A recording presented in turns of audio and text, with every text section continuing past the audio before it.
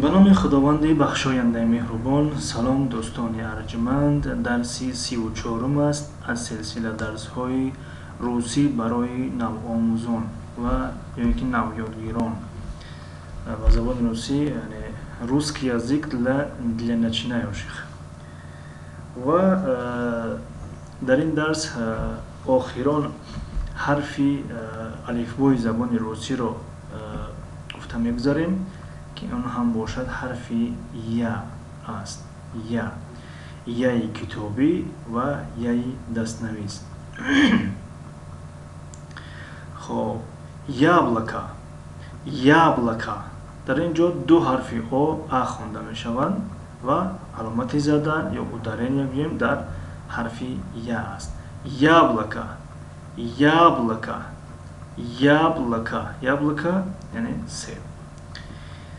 خب яйцо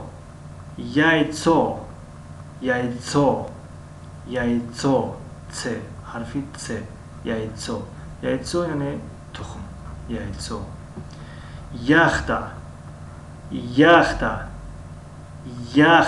یخته یعنی کشتی، یعنی کشتی مخصوص برای ورزش و سیر و سیاحت، یعنی کشتی های کلانی که بار میبرند، نه کشتی ها بلکه یعنی یک نوع کشتی سیاحی رو یخت میگوین. در زبان انگلیسی فکر میکنم یکت یا یکت میگوین، خوب در خاطرم نیست. خب یخت یعنی یک نوع کشتی سیاحی. در اینجا طرز خواندن کلمه ها و ترجمه کلمه ها هست، میتونید از اینجا نیز استفاده کنید.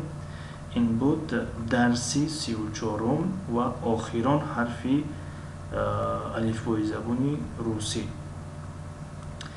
از درس آینده میبینیم یا صدانک ها رو میگیریم یا طرز خواندن کلمه ها رو میگیریم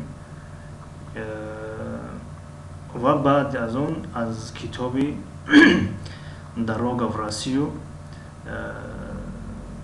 آغاز می‌نماییم. خب تا درس های نوبتی، خدا نگهدار.